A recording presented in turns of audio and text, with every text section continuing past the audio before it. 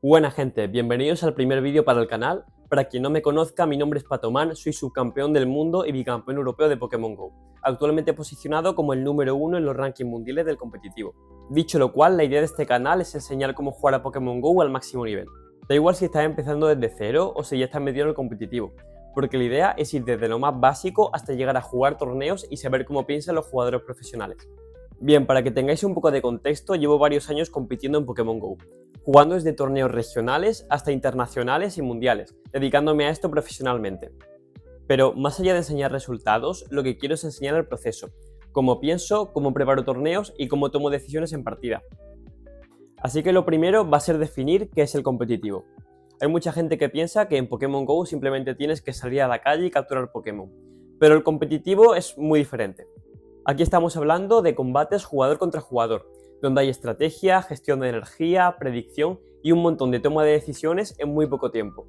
Con lo cual vamos a empezar con lo más básico, que aunque parezca simple, son los conceptos que acaban marcando la diferencia. Empezamos con los tipos. Cada Pokémon tiene o uno o dos tipos y estos son los que hacen que un Pokémon pueda hacer más daño a otro. Esto es lo típico de fuego gana planta, planta gana agua y agua gana fuego, pero llevado al competitivo es una de las cosas más importantes. Como ejemplo, te puedo poner al Pokémon Quagsire. Quagsire es un Pokémon de tipo agua y de tipo tierra. Estos dos tipos son débiles al tipo planta. ¿Qué quiere decir esto? Que si a un Quagsire lo enfrentas a un Cradily y este Quagsire recibe el ataque de Cradily y el balazo, que es de tipo planta, prácticamente lo va a matar de un golpe. Una vez habiendo hablado de los tipos, vamos a hablar de la energía. En una partida tienes que tapear la pantalla. Al tapear la pantalla, tu Pokémon hará ataques rápidos. Estos ataques rápidos generan energía, y esta energía es la que requieren los ataques cargados. Y aquí ya va empezando la estrategia, porque no es solo lanzar ataques, sino saber cuándo lanzarlos. Con el mismo ejemplo tenemos a Quagsire. Quagsire tiene el ataque rápido Disparo Lodo, mientras que de cargados tiene Aqua Cola y Roca Afilada. Cada Disparo Lodo genera 9 de energía, mientras que cada Aqua Cola requiere 35.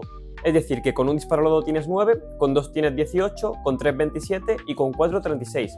36 más que 35, con lo cual ya podría lanzar una Aqua Cola después de 4 Disparo Lodo. Por otra parte, el Roca Afilada requiere 55 de energía.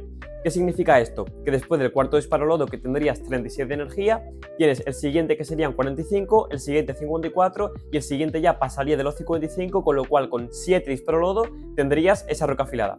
También están los escudos.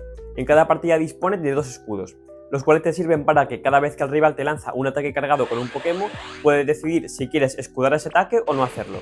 Al tener solo 2 escudos por combate, usarlos bien o mal puede decidir una partida entera. Y para finalizar la introducción tenemos los cambios. Empiezas la partida y tu rival tiene un Cradily.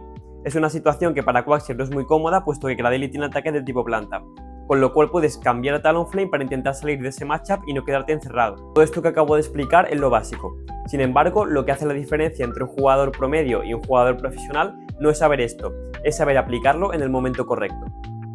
Por ejemplo, anticiparte a lo que va a hacer el rival, saber si te lanza un ataque u otro, guardar energía, forzar escudos. Todo esto es lo que realmente marca la diferencia a alto nivel.